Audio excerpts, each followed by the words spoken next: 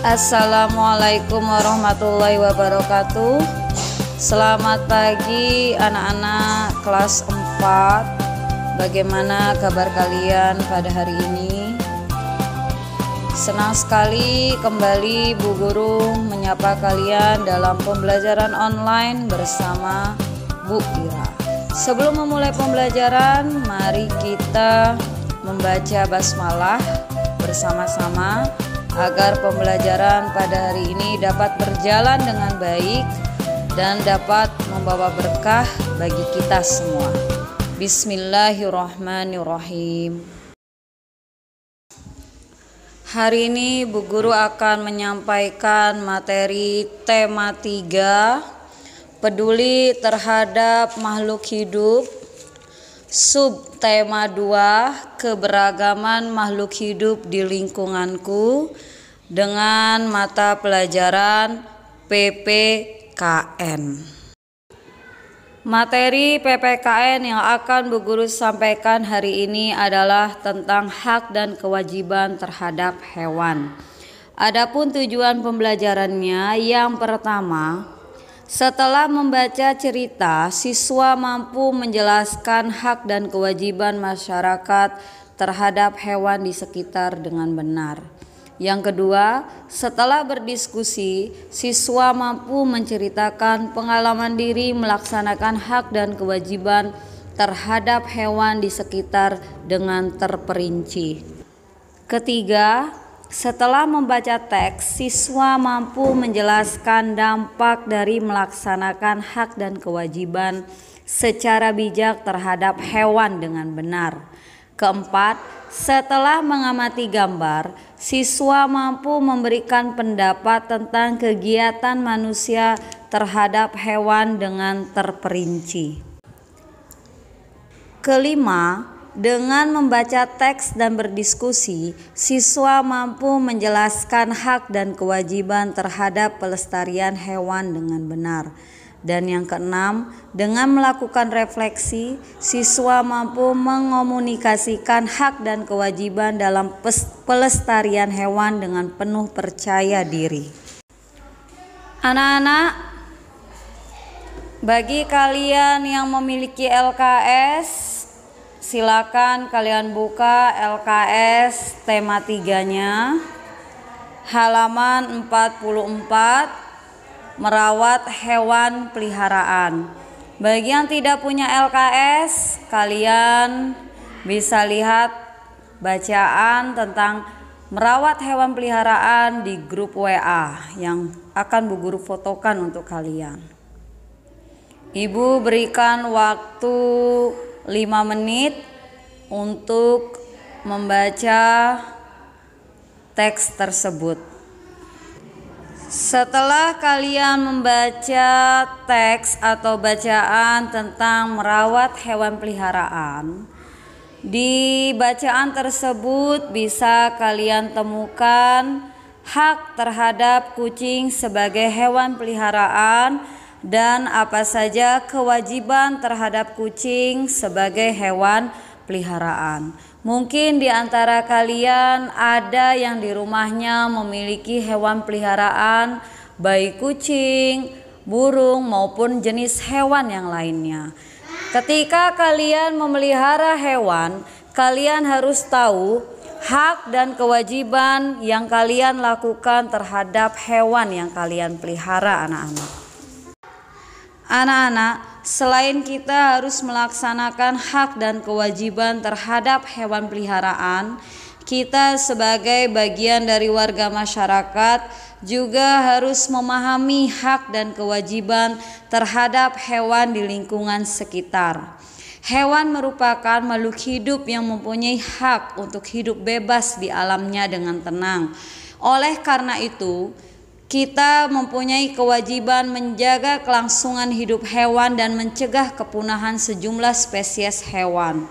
Beberapa spesies hewan di Indonesia seperti harimau Bali telah punah sebagai akibat perburuan liar maupun perusakan habitatnya. Salah satu contohnya adalah kegiatan yang dilakukan oleh manusia, yaitu pembakaran hutan, kemudian perburuan liar, di mana pemburuan liar dan pembakaran hutan membawa dampak yang lain. Contoh, kawanan hewan buas seperti harimau dan gajah turun ke pemukiman penduduk. Hewan-hewan buas yang berkeliaran di pemukiman penduduk ingin mencari makanan. Penyebabnya adalah karena habitatnya yang semakin menyempit akibat ulah manusia menebangi hutan liar secara tidak bertanggung jawab dan merusak habitatnya. Pohon-pohon yang menjadi sumber makanan hewan-hewan kecil dirusak. Karena itu hewan-hewan tersebut mencari makanan di tempat lain. Kepergian hewan-hewan kecil ini membuat hewan-hewan besar seperti harimau kehilangan haknya untuk mencari makan di habitatnya sendiri. Hewan besar yang mempunyai naluri atau insting ingin meneruskan kehidupannya terdorong untuk mencari makan di tempat lain, yaitu di pemukiman penduduk. Maka jangan heran anak-anak jika kalian mungkin pernah melihat berita tentang perusakan pemukiman penduduk yang dilakukan oleh harimau maupun gajah. Itulah dampak yang akan terjadi jika masyarakat tidak melaksanakan hak dan kewajiban secara bijak terhadap hewan. Apapun alasannya, menebang pohon dan berburu binatang di hutan secara liar merupakan perbuatan yang tidak benar dan dilarang oleh negara. Tindakan tersebut akan mengancam kelangsungan spesies hewan yang hidup di dalam hutan. Banyak alasan dilakukan ketika penebangan pohon dan berburu binatang secara liar dilakukan. Misalnya untuk bahan pakaian dan bahan kertas. Kita sebagai manusia yang berakal dan berilmu hendaknya senantiasa melaksanakan hak dan kewajiban secara bijak terhadap hewan. Kita bisa memulainya dari tindakan yang sederhana seperti merawat dengan baik hewan peliharaan yang ada di rumah kita. Apa saja yang dapat kita lakukan? Yang pertama, memberi tempat berlindung. Yang kedua, memberi makan yang cukup. Yang ketiga, menjaga kesehatan hewan yang kita pelihara.